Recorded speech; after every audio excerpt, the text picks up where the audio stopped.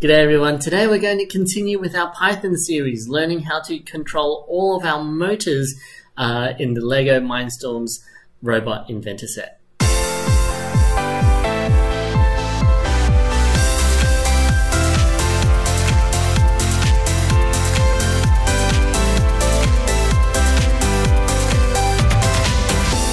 Hello, my name is Gary and thanks for joining us on another lesson for Python on the Mindstorms robot inventor set. If you haven't seen the first episode, make sure you check it out over here. And it's really important that you follow along these lessons because I will go through a lot of concepts and I'm not going to repeat many of them. So just in case you miss out on something, I definitely recommend you check out the first episode before you continue on this lesson.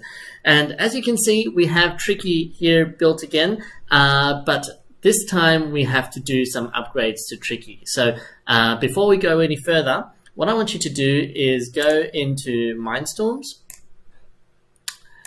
hit the home button, go into Tricky, and then make sure you build the upgrades for Basketball Hero. Okay, if you haven't downloaded this lesson yet, then make sure you press download all and then download the lesson. And then you go into Basketball Hero. Just ignore the video. And then you go into build. And then you'll see how we build this new lifting arm and sensor package onto Tricky. It's really, really cool. Make sure there are a few parts in here that require some attention. Check this out on step 10. You make sure that the axis of your axle is lined up exactly straight. It's actually not possible to line it up exactly straight, but I have it tilted away towards the sensor because the axle below it is lined up exactly straight, which means the axle below, above doesn't line up exactly straight. Okay, something to notice there. And then in step number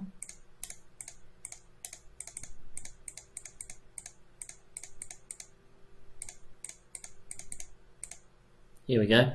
In step 42, so this one requires you to disassemble Tricky, the bottom part of it, just so that you can fit your cable in for the motor, in through the hole in the back, and then out through the side here into C. Okay, so those two steps are going to be really important for you to pay closer attention to in order for you to build Tricky, the Basketball Hero upgrade, and make sure that you can complete this lesson. Okay? All right. Well, once you have completed Basketball Hero, then what we want to do is open up the project that we left off with, CA Python 1. And here what we want to do is we want to rename this. So after you've saved it, we'll save it as CA Python 2. Oh, did I change it to 3 for some reason? Maybe we'll go CA Python 2 without the, okay. You know what? We're going to go, just call it motors. Say Python motors. All right. So now that we have Tricky built, what we're going to try and do is we're going to try and do the Basketball Hero challenge, well, very similar to the challenge that they have in the software, but we're going to do it in Python, which is going to be really, really cool. So let's have a look at this. We have 2 upgrades for Tricky after you've built the Basketball Hero upgrade. We have a color sensor in the back, and we also have a motor that controls this lifting, lets it carry a ball. So this is the ball that we're using. This is the Duplo ball. It comes in the Mindstorms Robot Inventor kit. And what I find, just to stop it from rolling around the table, is if you just take off the tire from one of the smaller wheels, then you can put your ball in it and have it not roll around. Okay? Alright, so let's see what we have.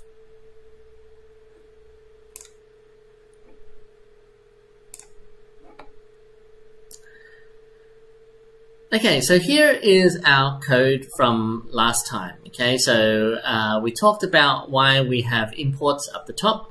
We talked about what these purple lines of text are, what these comments are there for. We talked about how we create objects. So here we've created the tricky object, we created the movement motors, and then we've created the distance sensor. Okay, and then after that we did more comments here to say for tricky to do a beep before it starts the program. And then we start the motor, we sense that something is coming closer than 10 centimeters, and then we stop tricky. Okay, so that's all working fine. Let's start commenting out some of this. Let's remove some of these that we don't need. I think that's good. Okay, so the first step to improving our robot is to define our lifting arm. So here, just like how we've defined the movement motors, we're going to define our lifting arm right here. So we're going to call lifting arm equals motor. And the code hinting, when it pops up, you can just select it with your arrow keys and then press the enter key. That way you don't have to retype anything, and it saves you from making typos as well. It's really, really good. So motor. What is the motor connected to on tricky? It is on C. Okay. So now we've defined a lifting arm, which is just a standalone motor, single motor, not a motor pair like the motors, movement motors over here. Okay. Now, when we have a single motor, there's a few different movement modes, just like in Spike Prime or EV3 and in your code blocks. There are a few different modes, and in the last lesson, what we only used for our motors was centimeters. Okay, and moving in centimeters is good if you know the exact diameter of your wheel. If you know the circumference of the wheel, and if you have a different sized wheel, then the centimeters aren't going to be very accurate. But there are some other ways to move your motors. There are rotations, which is for example, one rotation of this wheel will make it go all the way around in one circle. And then there are degrees, which are to move your wheel in a certain number of degrees based on a circle. A lot of people get confused by that. Okay, so moving in degrees doesn't mean that you're turning your robot in a certain number of degrees. Okay, that's going to be something completely different. Moving number of degrees is purely the same as moving it in rotations. It's just a different measurement. We're measuring in degrees of the rotation rather than counting the full rotations. Does that make sense? So that's just something to understand. And then also finally we have the move to position block from scratch.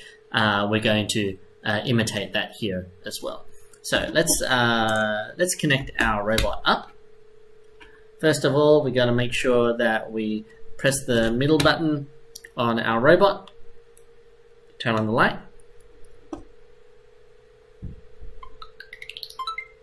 It's turned on. So now what we need to do is press the Bluetooth button. It's going to start beeping. And then back into our software, we go up the top right, we go hit Bluetooth, and then I'm going to have a stab at which one it is. Yes. Alright. So now we have our lifting arm defined. We're going to do something called a block comment. What does a block comment mean? A block comment means that if I wanted to comment out all 3 of these lines, normally I would put a hash symbol in front of it. But imagine if I had, like, 20 lines or 50 lines.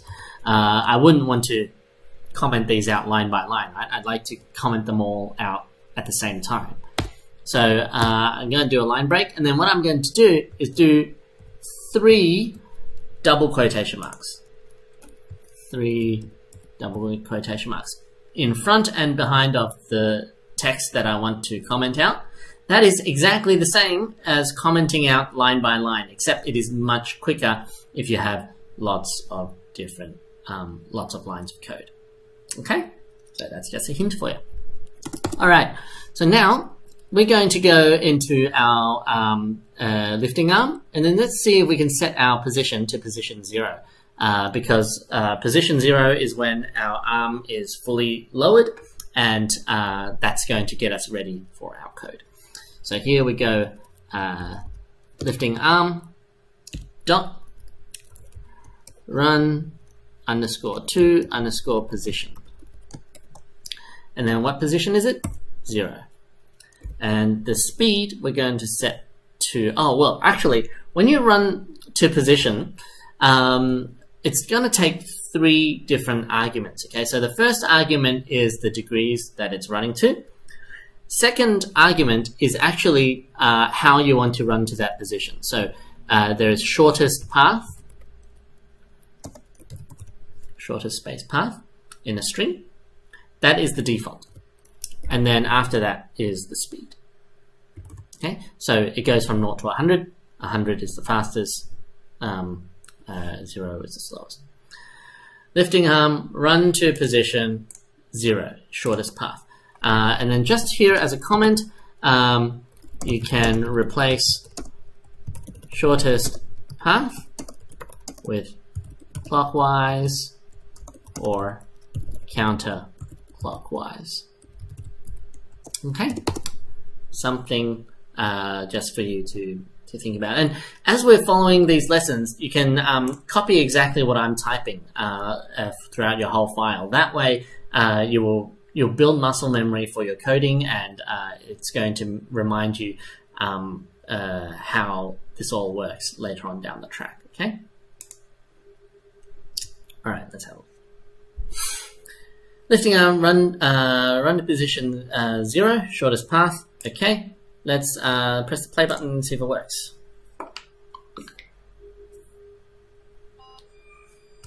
There we go. You see that? So I'll do that again. I'll run it to position. I think it is anti-clockwise, right? So I'll go shortest path to 270 and then back to.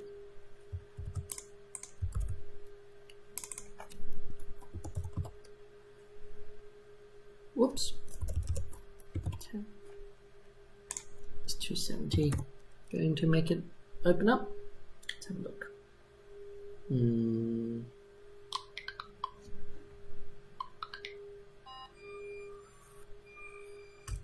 Cool. All right, let's get a closer view. So what I'm telling it to do is to move its shortest path to 270 degrees and then back to 0 degrees. So if I hit the play button again.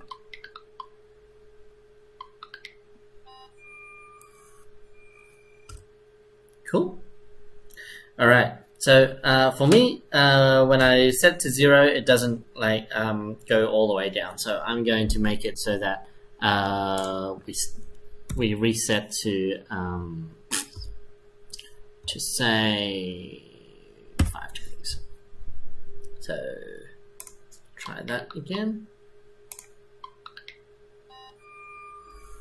So what I've changed was here, I've changed it from 0 to 5 degrees.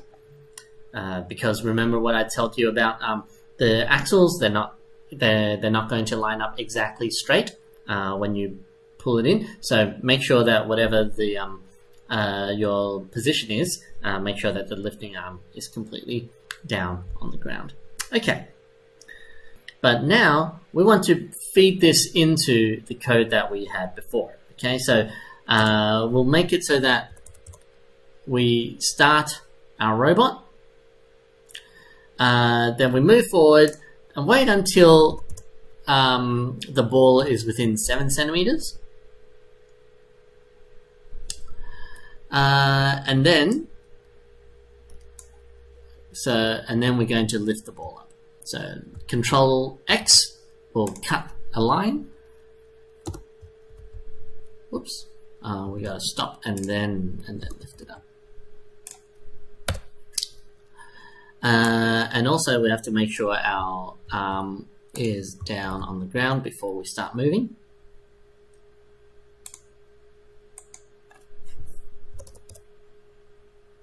There we go. And then I'll put this comment back on below here, just so that you remember how we can use the lifting run to position command. Okay, so what's this going to do? This is going to make the robot move forward, and then, well, first it makes a beep, then it moves its arm down, then it's going to start moving forward. Then if it is closer to than 7 centimeters, then it's going to stop, and then it's going to raise its arm into position. There is one more thing that I want to do, because if you remember, the default speed yesterday was quite fast. So we're going to change the speed of our movement motors as well. How do we do that? Well, very, very easy. I'm glad you asked. Let's have a look at this. So here, before we start our motors, this is what we'll do. We go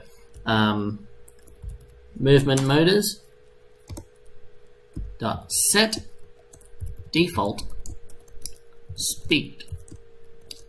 Set it to 30 to be its speed. Okay.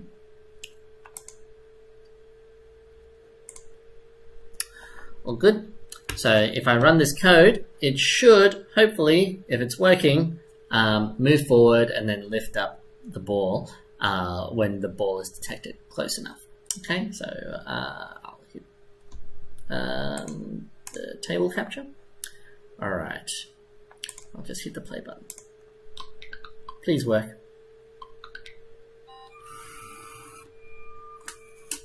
Woohoo! All right, so it looks like it's working. So did you see how the speed was much more manageable? If I didn't change the speed down to 30, then it would be a little bit more likely that it would like knock it out of the place. So we have lifted the ball. That's great. Now we are going to do some more science with our code.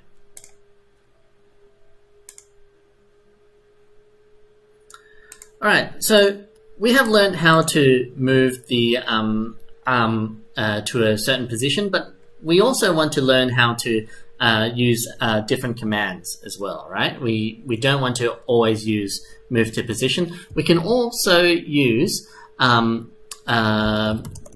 a motor by rotations, and to do that we go like this. Lifting underscore arm dot run for rotations, and then you put in your rotations in here.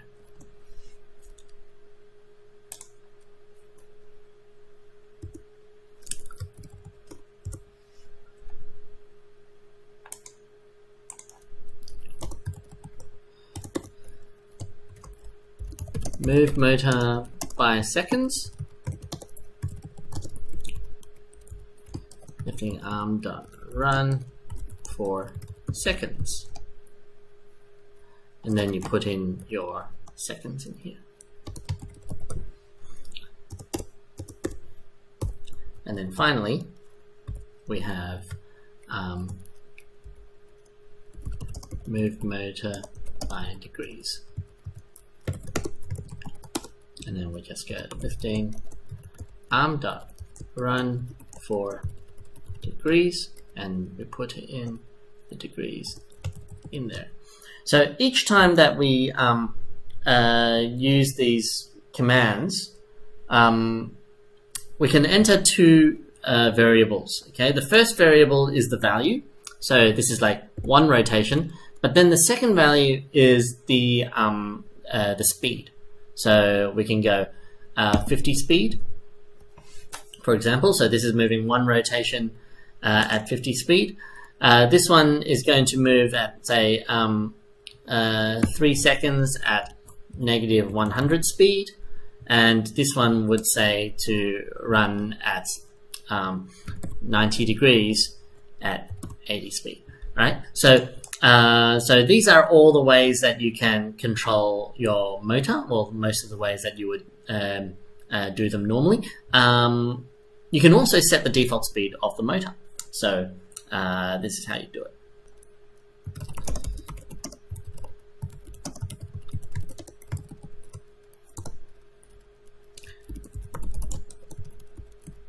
Set default speed, and then you can say like 50 or something like that.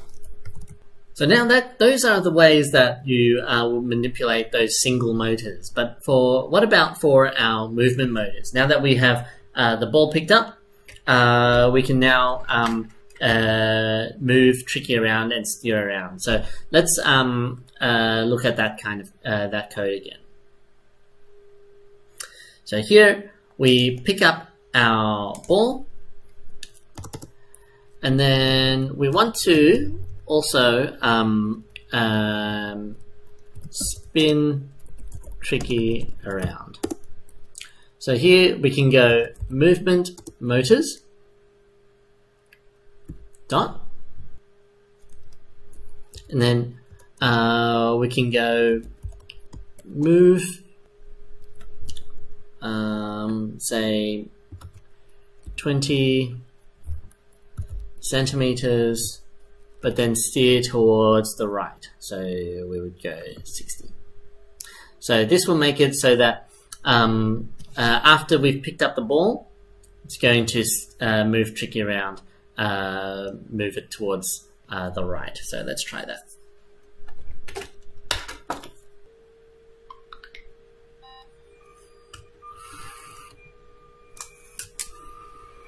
See, it's moving towards the right. Okay, what about if I wanted to use a tank move? So a tank move is slightly different to setting our movements. All we'd have to do is remove the move command, and then we're going to use the tank move instead. So movement motors dot tank move.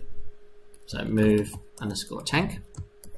And then everything else is very simple, similar. So say 20 centimeters.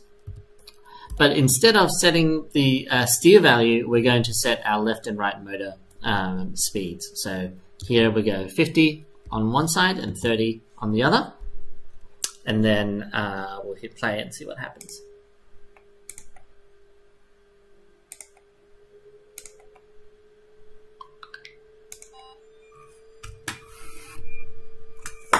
Whoops.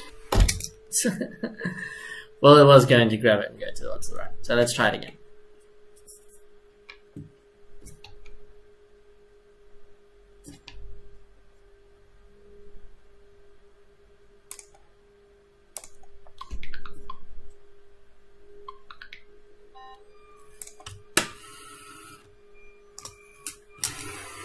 There we go.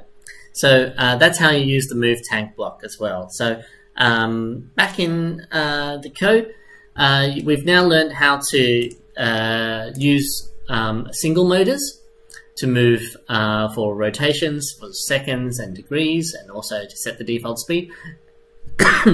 We've also done the same thing with our movement motors, and we've also learned how to use the tank block as well. So it is exactly the same as the move steer block, except we set two variables instead of the one at the end, which are the left and right motors. Okay, so next time we're going to talk more about how to use loops and conditionals. I hope you can join us for the next one. If you like this lesson, please like and subscribe to my channel, and I will see you again next time. Bye bye.